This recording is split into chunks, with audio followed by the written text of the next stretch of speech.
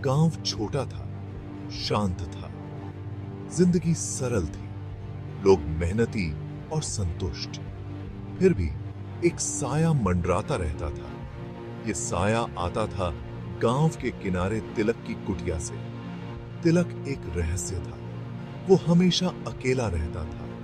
उसकी आंखों में राज छुपे हुए थे। तिलक कम बोलने वाला आदमी था। वो एकांत जीवन बिताता था। गांव वाले उसे अजीब पाते थे। वो उसके बारे में धीमे स्वर में फुसफुसाते थे। कुछ कहते थे कि वो शापित है। दूसरों का मानना था कि उसके पास प्राचीन ज्ञान है। किसी ने भी पूछने की हिम्मत नहीं की। तिलक की कुटिया हमेशा अटकलों का विषय बनी रही। रात में अजीब आवाजें आती थीं, फुसफुसाहट, मंत्र और भयानक संगीत। अंदर रोशनी टिमटिमाती थी, जिससे दीवारों पर नाचती हुई परछाई पड़ती थी। गांव वाले उस कुटिया से दूर ही रहते थे। जिसे वो समझ नहीं पाते थे, उससे डरते थे। तिलक एक रहस्य बना रहा, रहस्य में डूबा हुआ। एक दिन एक अजनबी का आगमन हुआ। भगवा वस्त्र धारण किए एक महिला। उसकी आंखें एक अलौकिक रोशनी से चमक रही थीं।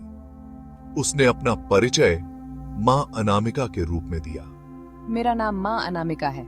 उसकी आवाज शहद जैसी मीठी ने सभी को मोहित कर लिया। गांव वालों ने उसका खुले दिल से स्वागत किया। मां अनामिका में शांति की एक अद्भुत आभा थी। वो शांति, प्रेम और भक्ति की बातें करती थी। उसकी बातें गांव वालों के दिलों को छू गईं। वे उसके प्रवचनों को सुनने के लिए उमड़ पड़े, उसकी शिक्षाओं को सुनने के लिए उत्सुक। उसने उन्हें मोक्ष का वादा किया, दुखों से मुक्ति का जीवन। गांव वाले मंत्रमुग्ध थे।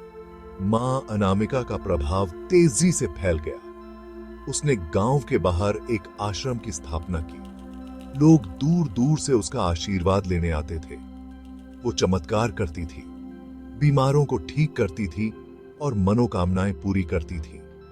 गांव वालों का मानना था कि वो ऊपर से भेजी गई कोई देवी है। उन्होंने अपना पूरा भरोसा उस पर रख दिया। हालांकि इस सब के नीचे एक अंधेरा छिपा हुआ था।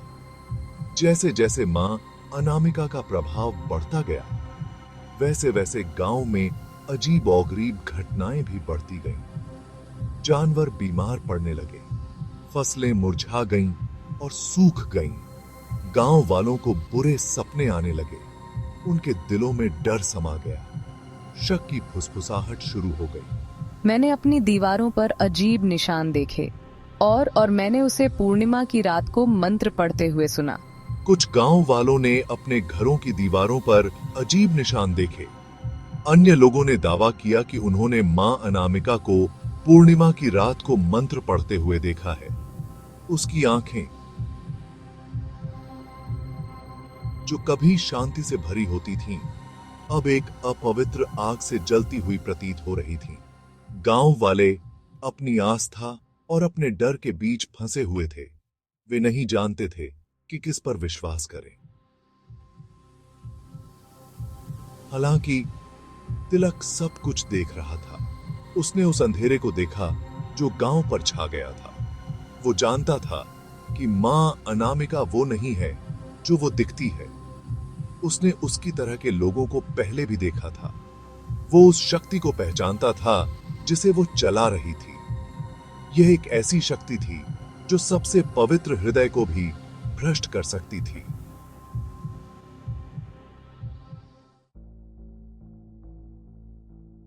गांव का मुखिया रामलाल नाम का एक व्यक्ति एक दयालु और न्यायप्रिय नेता था।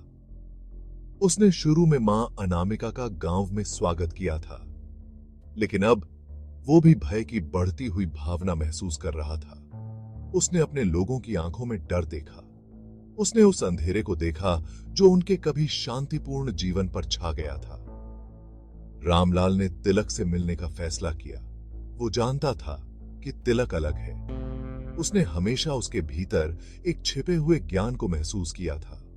उसे उम्मीद थी कि तिलक उनके गांव को परेशान करने वाली अजीब घटनाओं पर प्रकाश डाल सकेगा। जैसे ही वो तिलक की कुटिया के पास पहुंचा, एक ठंडी हवा चली जिससे उसकी रूह कांप उठी। तिलक, क्या तुम अंदर हो? हमें तुम्हारी मदद चाहिए। रामलाल एक पल के लिए हिचकिचाया और फिर उसने जर्जर दरवाजे पर दस्तक दी। उसने अंदर से एक अजीब सी ऊर्जा निकलते हुए महसूस की। उसने गहरी सांस ली और फिर से दस्तक दी।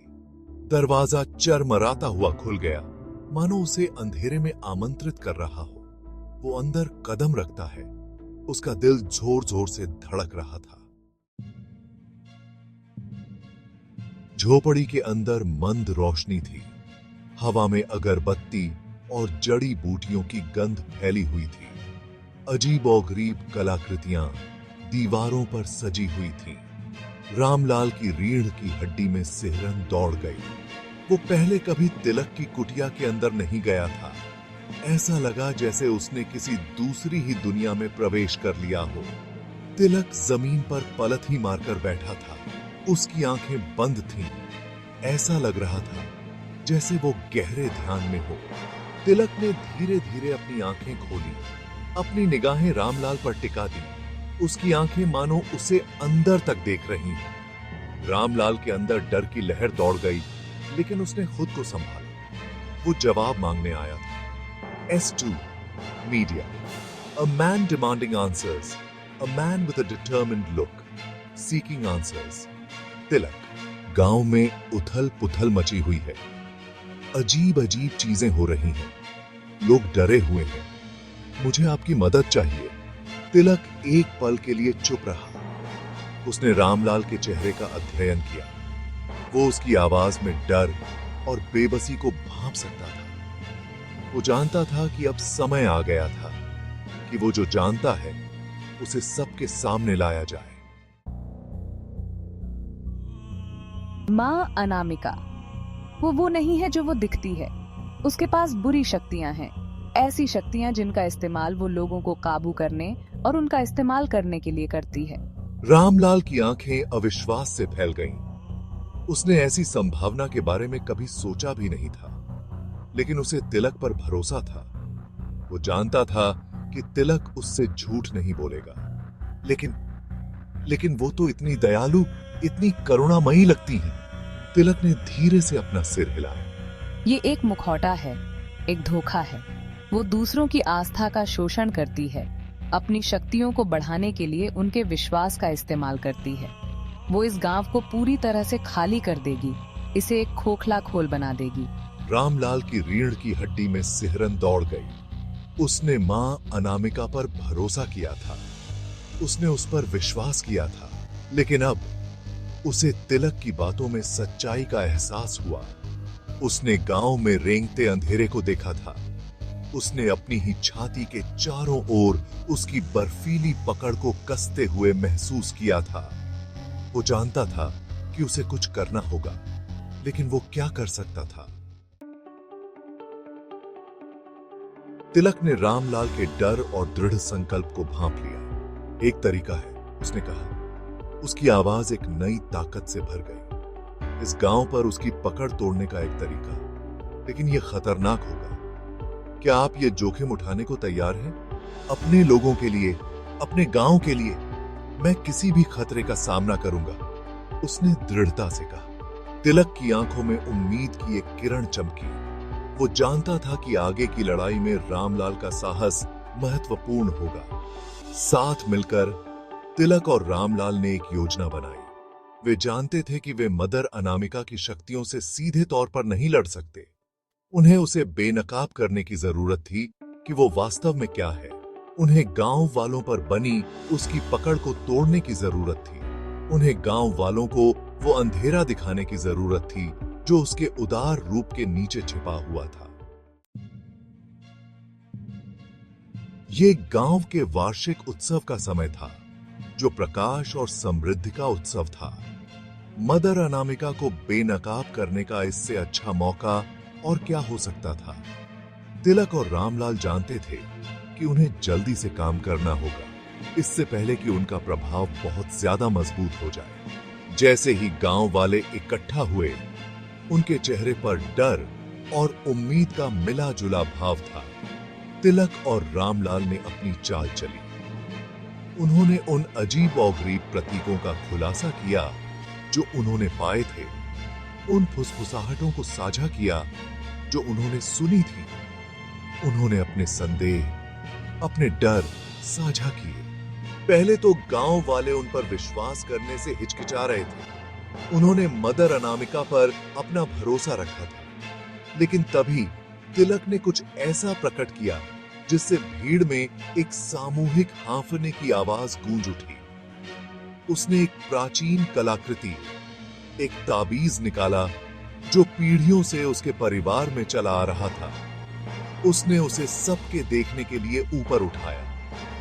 यह एक मंद रोशनी से चमक रहा था। इसकी शक्ति स्पष्ट थी। ये, तिलक ने घोषणा की, मदर अनामिका के असली रूप का खुलासा करेगा। मदर अनामिका ने गांव वालों की धारणा में बदलाव को भांपते हुए नियंत्रण हासिल करने की कोशिश की। उसने अपनी शक्तियों को उजागर किया। उसकी आंखें गुस्से से जल उठीं।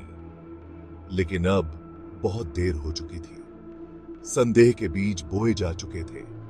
गांव वाले अपने अंधविश्वास पर सवाल उठाने लगे थे। तिलक ने स्थिर हाथों से मदर अनामिका की ओर रुख किया, ताबीज को ऊपर उठाए हुए।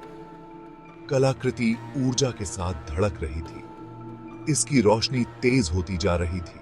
मदर अनामिका पीछे हट गई। उसकी शांति का मुखौटा टूट गया। गांव वाले आश्चर्य से देखते रहे क्योंकि उसका असली रूप सामने आने लगा। कभी उदार मदर अनामिका एक विकराल प्राणी में बदल गई। उसके चेहरे के भाव मुड़े और विकृत हो गए। गांव वाले डर के मारे हांफने लगे। उनका प्रिय रक्षक एक धोखेबाज था, एक चालबाज था जिसने उनके भरोसे का फायदा उठाया था। उनका विश्वास, जो कभी अटूट था, लाखों टुकड़ों में बिखर गया। अपने असली रूप के सामने आने के बाद मदर अनामिका की शक्ति कमजोर पड़ गई। गांव को अपनी चपेट में लेने वाला अंधेरा छंटने लगा।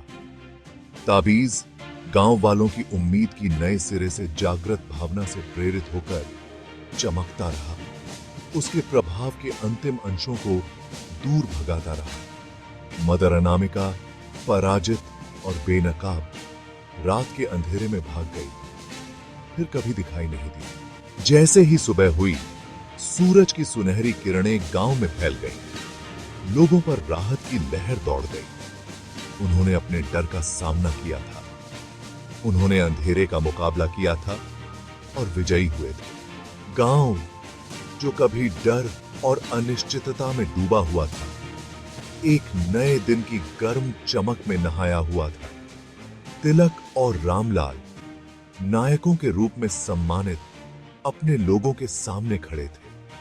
उन्होंने अपने गांव को बचाया था, बर्बर बल से नहीं, बल्कि सच्चाई की शक्ति और मानव हृदय की अटूट भावना के साथ। उस दिन गांव वालों ने एक बहुमूल्य सबक सीखा था। उन्होंने सीखा था कि अंधविश्वास खतरनाक हो सकता है और यह कि सच्ची ताकत सवाल करने, ज्ञान की तलाश करने और जो सही है उसके लिए खड़े होने में है। गांव उस रात की घटनाओं से हमेशा के लिए बदल गया। फिर से निर्माण करना शुरू कर दिया, पहले से कहीं अधिक मजबूत और अधिक एकजुट।